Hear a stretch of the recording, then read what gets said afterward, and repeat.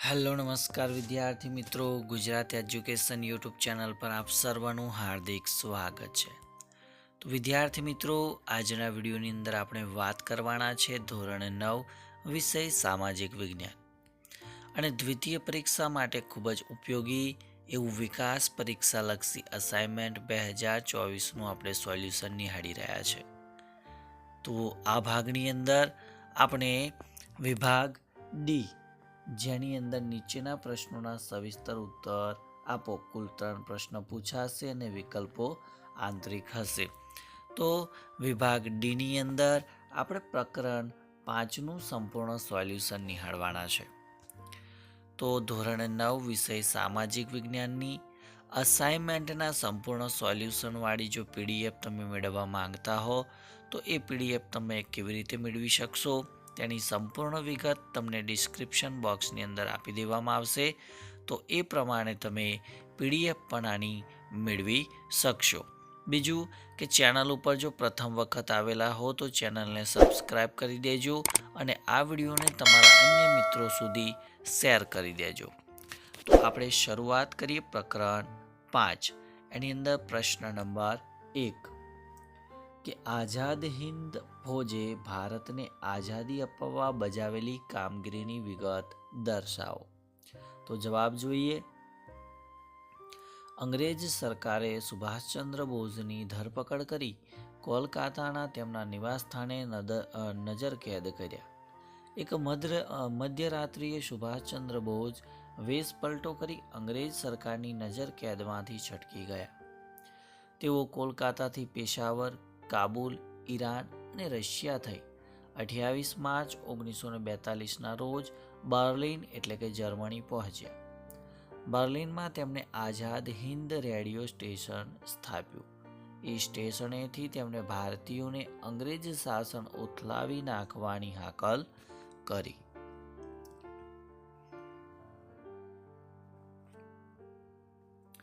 રાસબિહારી બોઝ નામના હિન્દી ક્રાંતિકારી નેતાએ જાપાનના ટોક્યો શહેરમાં ઇન્ડિયન ઇન્ડિપેન્ડન્ટ લીગ નામની સંસ્થા સ્થાપી હતી. તેમણે ભારતની આઝાદી માટે આઝાદ હિંદ ફૌજની રચના કરવા નક્કી કર્યું. એ સમયે વિશ્વના જુદા જુદા દેશોમાં વસતા હિન્દીઓના 100 જેટલા પ્રતિનિધિઓ હાજર રહ્યા હતા. એ પરિષદમાં દ્વિતીય વિશ્વ યુદ્ધમાં જાપાનના હાથે યુદ્ધ કેદી તરીકે પકડાયેલા મેજર મોહનસિંગે રાસબિહારી બોઝના પ્રમુખ પદે આઝાદ હિંદ ફૌજની રચના કરી. ઈસવીસન 1943માં સુભાષચંદ્ર બોઝ બર્લિનથી જાપાન ગયા અને જાપાનમાં રાસબિહારી બોઝે સુભાષચંદ્ર બોઝને ઇન્ડિયન ઇન્ડિપેન્ડન્ટ લીગના નેતા બનાવ્યા.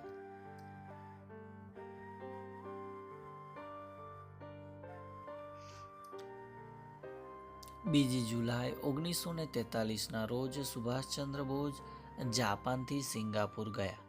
4 જુલાઈ 1943ના રોજ તેઓ ઇન્ડિયન ઇન્ડિપેન્ડન્ટ લીગના પ્રમુખ બન્યા. એ જ સમયે રાસબિહારી બોઝે સુભાષચંદ્ર બોઝને આઝાદ હિંદ ફૌજ એટલે કે ઇન્ડિયન નેશનલ આર્મી INA વડા બનાવ્યા. સિંગાપુરમાં વસતા હિન્દીઓએ સુભાષચંદ્ર બોઝને નેતાજીનું હુલામણું નામ આપ્યું. સુભાષચંદ્ર બોઝે આઝાદ હિંદ ફૌજને ચલો દિલ્હી અને જય હિંદના સૂત્રો આપ્યા.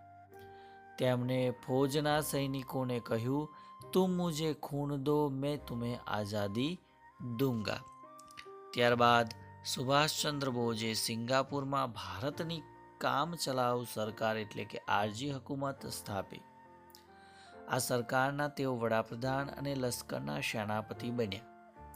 આ સરકારને જાપાન, જર્મની, ચીન, ઇટાલી, મ્યાનમાર એટલે કે બર્મા વગેરે દેશોએ માન્યતા આપી. ઈસવીસન 1943માં સુભાષચંદ્ર બોઝે અંદમાન નિકોબાર ટાપુઓની મુલાકાત લીધી અને તેમને અનુક્રમે શહીદ અને સ્વરાજ એવા નામ આપ્યા. સુભાષચંદ્ર બોઝની કામ ચલાઉ સરકારે ઇંગ્લેન્ડ સામે યુદ્ધ જાહેર કર્યું. આઝાદ હિંદ ફૌજનું વડું મથક સિંગાપુરથી રંગૂન ખસેડવામાં આવ્યું.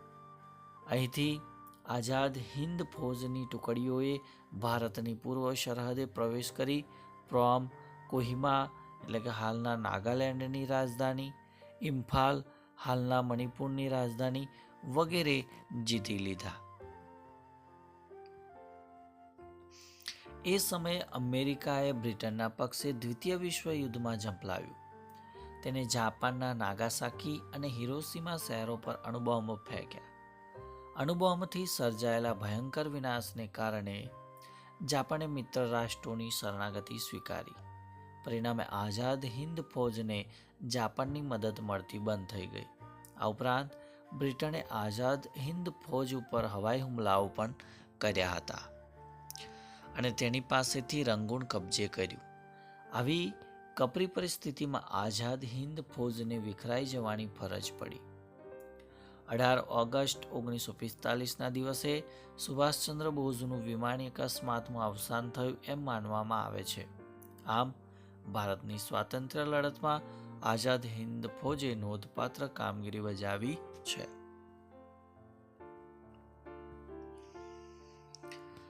ત્યારબાદ પ્રશ્ન નંબર 2 કે ગાંધીજીએ ભારતના ભાગલાનો કેમ સ્વીકાર કર્યો? તો જુલાઈ 1946ની ચૂંટણીઓમાં મુસ્લિમ લીગે 78 બેઠકોમાંથી 73 બેઠકો મેળવી. તેથી મુસ્લિમ લીગે પાકિસ્તાન માટેની માંગણી પ્રબળ બનાવી. બ્રિટિશ સરકાર પર દબાણ લાવવા મુસ્લિમ લીગે 16 ઓગસ્ટ 1946નો દિવસ મુસ્લિમોને સીધા પગલા દિન તરીકે મનાવવાનો આદેશ કર્યો. પરિણામે દેશભરમાં હિંસક કોમી તોફાનો ફાટી નીકળ્યા. આ પરિસ્થિતિમાં વલ્લભભાઈ પટેલ, જવાહરલાલ નહેરુ સહિત કોંગ્રેસના નેતાઓને લાગ્યું કે પાકિસ્તાનની માંગણી સ્વીકાર્યા વિના અન્ય કોઈ વિકલ્પ નથી. મુસ્લિમ લીગ અને મોહમ્મદ અલી જિન્નાહનો હઠાગ્રહ 9 ડિસેમ્બર 1946ના રોજ મળેલી બંધારણ સભાનો મુસ્લિમ લીગે કરેલો બહિષ્કાર તેમજ 31 જાન્યુઆરી 1947ના રોજ મુસ્લિમ લીગે પાકિસ્તાન મેળવવા માટે જલદ કાર્યક્રમ યોજવાના આગ્રહને કારણે હિન્દના ભાગલા પાડવાની પરિસ્થિતિ સર્જાઈ. તેથી માઉન્ટ બેટને ભારતના ભાગલાની યોજના રજૂ કરી. અનેક સ્વાયત્ત અને વિરોધી એકમોવાળી નિર્બળ કેન્દ્ર સરકાર કરતાં કેન્દ્રને અધીન એવા વહીવટી એકમો સાથેની સુદૃઢ કેન્દ્ર સરકાર ધરાવતું હિન્દ વધારે શાંતિ ભોગવી શકશે. માઉન્ટ બેટનની આ દલીલ જવાહરલાલ નહેરુ અને સરદાર વલ્લભભાઈ પટેલને યોગ્ય લાગી. તેમણે ગાંધીજી સાથે માઉન્ટ બેટનની યોજનાની ચર્ચા કરી. ગાંધીજીએ ના છૂટકે અને ભારે હૈયે હિન્દના ભાગલાની યોજનાનો સ્વીકાર કર્યો. ત્યારબાદ પ્રશ્ન નંબર 3 છે કે સુભાષચંદ્ર બોઝ એમના વિશે ટૂંક નોંધ લખો. તો સુભાષચંદ્ર બોઝનો જન્મ 23 જાન્યુઆરી 1897ના રોજ ઓરિસ્સા એટલે કે ઓડિશાના કટક શહેરમાં થયો હતો. કોલકાતાની પ્રેસિડેન્સી કોલેજમાં અભ્યાસ પૂરો કરી તેઓ વધુ અભ્યાસ માટે ઇંગ્લેન્ડ ગયા. તેમણે લંડનમાં ICS એટલે કે ઇન્ડિયન સિવિલ સર્વિસની પદવી મેળવી. પ્રેસિડેન્સી કોલેજના ઘમંડી અંગ્રેજ અધ્યાપકોના હિન્દીઓ પ્રત્યેના અપમાનજનક વર્તનને તેમનામાં ક્રાંતિના બીજ રોપ્યા. ઈસવીસન 1923માં તે રાષ્ટ્રીય સ્વરાજ્ય પક્ષમાં જોડાયા અને ટૂંક સમયમાં જ તે યુવાનોના અતિ પ્રિય નેતા બની ગયા. દેશની સવિનય કાનૂનભંગની ચળવળમાં ભાગ લઈને તે જેલમાં ગયા. ઈસવીસન 1938માં 41 વર્ષની વયે સુભાષચંદ્ર બોઝ હરિપુરા એટલે કે સુરત કોંગ્રેસ અધિવેશનના પ્રમુખ બન્યા. ગાંધીજી સાથે મતભેદ થતાં તેમણે કોંગ્રેસ છોડી અને મે 1939માં ફોરવર્ડ બ્લોક નામના નવા રાજકીય પક્ષની સ્થાપના કરી. ત્યાર પછી તેમણે બ્રિટિશરો વિરુદ્ધ લોકમત જાગૃત કરવા દેશના વિવિધ ભાગોમાં પ્રવાસ કરી અનેક સભાઓ યોજી. અંતે બ્રિટિશ સરકારે હિન્દ સંરક્ષણ ધારાનો ઉપયોગ કરી સુભાષચંદ્રને જેલમાં પૂર્યા. કારાવાસ દરમિયાન તેમની તબિયત બગડતા તેમને પોતાના નિવાસસ્થાનમાં જ નજરકેદ કર્યા. 26મી જાન્યુઆરી 1941ના રોજ મધ્યરાત્રિએ સુભાષચંદ્ર વેશપલટો કરી અંગ્રેજ સરકારની નજરકેદમાંથી છટક્યા અને 28 માર્ચ 1942ના રોજ બર્લિન એટલે કે જર્મની પહોંચ્યા. બર્લિનમાં તેમણે આઝાદ હિન્દ રેડિયો સ્ટેશન સ્થાપ્યું અને એ સ્ટેશનેથી સુભાષચંદ્રએ ભારતીયોને અંગ્રેજ શાસન ઉથલાવી નાખવા હાકલ કરી. ઈસવીસન 1943માં તે બર્લિનથી જાપાન ગયા.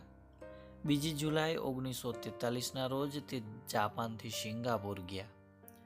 4 જુલાઈ 1943 રોજ તે આઝાદ હિન્દ ફૌજના સર્વોચ્ચ નેતા બન્યા.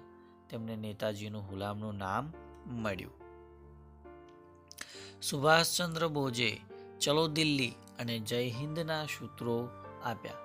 તેમણે ફૌજના સૈનિકોને કહ્યું કે તુમ મુझे खून दो मैं तुम्हें आज़ादी दूंगा. ઓક્ટોબર 1943માં સિંગાપુરમાં તેમણે ભારતની કામચલાઉ સરકાર એટલે કે આરજી હુકુમતની રચના કરી. એ સરકારે ઇંગ્લેન્ડ સામે યુદ્ધ જાહેર કર્યું. મે 1944માં તેમના નેતૃત્વ નીચે ફૌજના સૈનિકોએ ભારતની પૂર્વ સરહદે પ્રવેશ કરી રંગૂન, કોહિમા, પ્રોમ, ઇમ્ફાલ વગેરે જીતી લીધા. એ અરસામાં અમેરિકાએ દ્વિતીય વિશ્વયુદ્ધમાં ઝંપલાવી જાપાનના નાગાસાકી અને હિરોશીમા શહેરો પર અણુબોમ્બ ફેંક્યા. તેનાથી ભયંકર વિનાશ સર્જાતા જાપાને મિત્ર રાષ્ટ્રોની શરણાગતિ સ્વીકારી. પરિણામે જાપાન તરફથી આઝાદ હિન્દ ફૌજને મળતી મદદ બંધ થઈ ગઈ. બ્રિટને હવાઈ હુમલા કરી આઝાદ હિન્દ ફૌજના સૈનિકોને પીછેહટ કરવાની ફરજ પાડી. મે 1945માં બ્રિટિશ દળોએ આઝાદ હિન્દ ફૌજ પાસેથી રંગૂન કબજે કર્યું. આથી આઝાદ હિન્દ ફૌજને વિખરાઈ જવાની ફરજ પડી. ત્યારબાદ જોઈએ તો સ્વરાજ્ય પ્રાપ્તિનું સુભાષચંદ્ર બોઝનું સ્વપ્ન પૂરું ન થયું. 18 ઓગસ્ટ 1945ના રોજ સુભાષચંદ્ર બોઝનું વિમાની અકસ્માતમાં અવસાન થયું એમ માનવામાં આવે છે. સુભાષચંદ્રનું બલિદાન એડે ન ગયું. ટૂંક સમયમાં ભારતને આઝાદી મળી અને ઈસવીસન 1941થી મૃત્યુ પર્યંત વિદેશોમાં જ રહીને સુભાષચંદ્ર બોઝે ભારતની સ્વતંત્રતાની લડતમાં અનન્ય ફાળો આપ્યો છે. ચોથો પ્રશ્ન છે કે હિન્દ છોડો ચળવળ અને એ ચળવળના વિવિધ બનાવો જણાવો. તો ક્રિપ્સ દરખાસ્તો દ્વારા સાબિત થયું કે બ્રિટિશ સરકાર ભારત છોડવા માંગતી નથી. તેમજ તે ભારતને સ્વરાજ્ય આપવાનો ઈરાદો પણ ધરાવતી નથી. તે હિન્દની પ્રજાને છેતરી રહી છે એવું લાગતા ભારતની પ્રજામાં ભારે હતાશા અને અસંતોષ વ્યાપ્યા. ગાંધીજીએ પ્રજાની નિરાશા દૂર કરી તેમને આકરી લડત લડવા તૈયાર કર્યા. મુંબઈમાં મળેલી કોંગ્રેસ મહાસમિતિની બેઠકમાં ગાંધીજીના નેતૃત્વમાં 8 ઓગસ્ટ 1942ની રાત્રે હિન્દ છોડોનો ઐતિહાસિક ઠરાવ પસાર કરવામાં આવે છે. ગાંધીજીએ જાહેર કર્યું કે આઝાદી માટે મારી આ અંતિમ લડત છે. આજે છુપાઈને કશું કરવું નથી. કરેંગે યા મરેંગે. આ સભામાં જ ગાંધીજીએ પ્રજાને વિવિધ કાર્યક્રમો કરવાનો તેમજ અંગ્રેજ સરકારને હિન્દ છોડો આદેશ આપ્યો. તો હિન્દ છોડો ચળવળના બનાવો જોઈએ. તો હિન્દ છોડોના ઠરાવના બીજા દિવસે વહેલી સવારમાં અંગ્રેજ સરકારે ગાંધીજી, વલ્લભભાઈ, જવાહરલાલ નહેરુ, મૌલાના આઝાદ ઉપરાંત દેશના અગ્રગણ્ય નેતાઓની ધરપકડ કરી અને તેમને જેલમાં પૂર્યા. કોંગ્રેસને ગેરકાયદેસર જાહેર કરાઈ અને વર્તમાનપત્રો પર પ્રતિબંધ મૂકવામાં આવ્યો.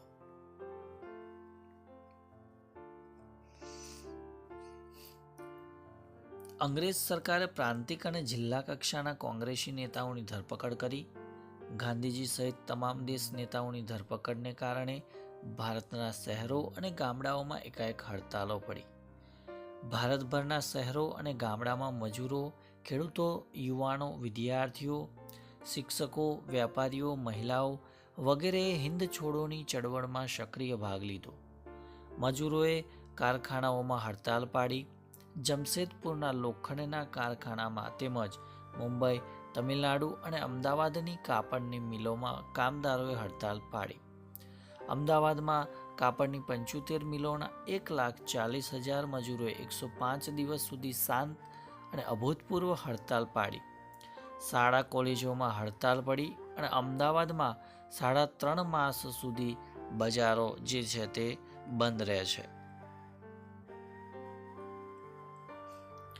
બ્રિટિશ સરકાર સામે શાંતિથી દેખાવો કરી રહેલા લોકો પર સરકારે ઉગ્ર દમન નીતિ અપનાવી. પરિણામે હિંસક તોફાનો ફાટી નીકળતા ભાંગફોડના બનાવો બન્યા. લોકોએ રેલવે સ્ટેશનો, પોલીસ સ્ટેશનો, પોસ્ટ ઓફિસો, સરકારી મકાનો વગેરેને ભારે નુકસાન પહોંચાડ્યું. કેટલાક સ્થળોએ રેલના પાટાઓને ઉખેડીને ફેંકી દીધા.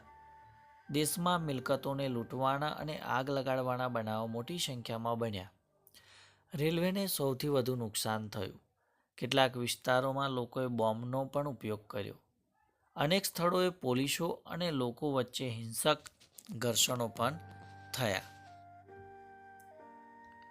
અંગ્રેજ સરકારે હિંદ છોડો ચળવળને દબાવી દેવા લાઠીચાર્જ, ટીયર ગેસ, ગોળીબાર વગેરેનો વ્યાપક ઉપયોગ કર્યો. સરકારે લગભગ 70,000 કરતાં વધુ લોકોને જેલમાં પૂર્યા. 538 વખત ગોળીબાર કર્યો, જેમાં 1,028 માણસો મૃત્યુ પામ્યા અને 3200થી વધારે સંખ્યામાં ઘવાયા. આમ છતાં અંગ્રેજ સરકાર આ ચળવળને સંપૂર્ણપણે દબાવી શકી નહીં. આથી સરકારને ખાતરી થઈ ગઈ કે હવે ભારતને વધુ સમય સુધી પરાધીન રાખવાનું શક્ય નથી. હિંદ છોડો ચળવળથી ભારતના લોકોમાં અભૂતપૂર્વ જાગૃતિ આવી. લોકો પૂર્ણ સ્વરાજ્ય મેળવવા કટિબદ્ધ થયા. પરિણામે 5 વર્ષ એટલે કે 1947માં ભારતને સંપૂર્ણ આઝાદી મળી. ત્યારબાદ પ્રશ્ન નંબર 5 કે ટૂંકનોંધ લખો પૂર્ણ સ્વરાજ્યની માંગણી. તો બ્રિટિશ સરકારે નહેરુ કમિટીના અહેવાલની ભલામણોનો અસ્વીકાર કર્યો. આ સમયે હિન્દી રાષ્ટ્રીય મહાસભામાં જવાહરલાલ નહેરુ અને સુભાષચંદ્ર બોઝ જેવા યુવા નેતાઓ સક્રિય હતા. આ નેતાઓ પૂર્ણ સ્વરાજ્યના હિમાયતી હતા. સાંસ્થાનિક સ્વરાજ્યથી તેમને સંતોષ ન હતો. 31મી ડિસેમ્બર 1929ના રોજ લાહોરમાં રાવી નદીના કિનારે જવાહરલાલ નહેરુના પ્રમુખપદે ભરાયેલા હિન્દી રાષ્ટ્રીય મહાસભાના અધિવેશનમાં પૂર્ણ સ્વરાજ્યની માંગણીનો ઐતિહાસિક ઠરાવ પસાર કર્યો. એ પછી 26 જાન્યુઆરી 1930ના રોજ સ્વતંત્રતાની પ્રતિજ્ઞા લઈ પ્રથમવાર સ્વાતંત્ર્ય દિન ઉજવવામાં આવ્યો. પૂર્ણ સ્વરાજ્ય મેળવવા માટેની ઘટનાને યાદ રાખવા માટે સ્વતંત્ર ભારતના બંધારણે 26મી જાન્યુઆરી 1950ના દિવસે અમલમાં મૂકવામાં આવ્યું. આપણે દર વર્ષે 26 જાન્યુઆરીના દિવસને પ્રજાસત્તાક દિન તરીકે ઉજવીએ છીએ. ત્યારબાદ પ્રશ્ન છે 6 ટૂંકનોંધ લખો દાંડીકૂચ. સવિનય કાનૂનભંગની ચળવળના ભાગરૂપે ગાંધીજીએ દાંડી નામના ગામમાં દરિયા કિનારે જઈ મીઠાના કાયદાનો ભંગ કરવાનું નક્કી કર્યું. 11 માર્ચની સાંજે ગાંધીજીએ અમદાવાદના સાબરમતી હરિજન આશ્રમમાં હજારો લોકોની સભાને સત્યાગ્રહનો સંદેશ આપ્યો. ધરપકડ થાય તો પણ લોકોની મક્કમતાપૂર્વક અહિંસક રીતે અંગ્રેજ સરકાર સામે લડત આગળ વધારવાનો તેમણે અનુરોધ કર્યો. તેમને અમદાવાદના સાબરમતી હરિજન આશ્રમમાંથી 12 માર્ચ 1930ના રોજ પોતાના 78 સત્યાગ્રહીઓ સાથે નવસારી જિલ્લાના દાંડી બંદરના દરિયા કિનારા સુધી 370 કિલોમીટરની પદયાત્રા યોજી. તેમની એ ઐતિહાસિક યાત્રા દાંડીકૂચના નામે પ્રસિદ્ધ છે. 29 માર્ચ 1930ના રોજ દાંડી યાત્રામાં ગાંધીજીએ પ્રતિજ્ઞા કરી કે હું કાગડા કૂતરાના મોતે મરીશ, પરંતુ સ્વરાજ મળે નહીં ત્યાં સુધી આશ્રમમાં પાછો નહીં ફરું. દાંડી યાત્રાના માર્ગમાં ગામે ગામ સત્યાગ્રહોનું ભવ્ય સ્વાગત પણ કરવામાં આવ્યું. દરેક ગામમાં ગાંધીજી સભા યોજીને લોકોને જાગૃત કરવા માટે મીઠાના અન્યાયી કાયદા વિશે, સવિનય કાનૂન ભંગ અને સત્યાગ્રહ વિશે સમજાવતા. ગાંધીજી અને તેમના સાથીઓ 24 દિવસની પદયાત્રા બાદ 5 એપ્રિલ 1930ના દિવસે દાંડી પહોંચ્યા. 6 એપ્રિલ 1930ના રોજ સૂર્યોદય સમયે ગાંધીજીએ દાંડીના દરિયા કિનારે અગરમાંથી મોટી મીઠું લઈ મીઠાના કાયદાનો ભંગ કર્યો અને ધરપકડ વહોરી લીધી. ગાંધીજીએ ગગનભેદી અવાજે જણાવ્યું કે મેને નમક કા કાનૂન તોડ દિયા. તેમણે ત્યાં ઉપસ્થિત જનતાને સંબોધતા કહ્યું કે હું બ્રિટિશ સામ્રાજ્યરૂપી ઇમારતના પાયામાં આ પ્રસંગથી એટલે કે લૂનો લગાડું છું. દાંડીકૂચે ભારતના લોકોમાં અપૂર્વ જાગૃતિ, અપાર શ્રદ્ધા, ચેતના અને એકતા જગાવવાનું અદ્ભુત કાર્ય કર્યું. સમગ્ર દેશમાં મીઠાના કાયદાના ભંગ કરવાના સત્યાગ્રહો થયો. શ્રી મહાદેવભાઈ દેસાઈએ દાંડીકૂચને ગૌતમ બુદ્ધના મહાભિનિષ્ક્રમણ સાથે સરખાવી છે. તો વિદ્યાર્થી મિત્રો, આ વિડીયોની અંદર આપણે નિહાળ્યું ધોરણ 9 વિષય સામાજિક વિજ્ઞાન અને દ્વિતીય પરીક્ષા અસાઇનમેન્ટ 2024નું સંપૂર્ણ સોલ્યુશન અને વિભાગ ડીની અંદર પ્રકરણ 5નું સંપૂર્ણ સોલ્યુશન આપણે નિહાળ્યું.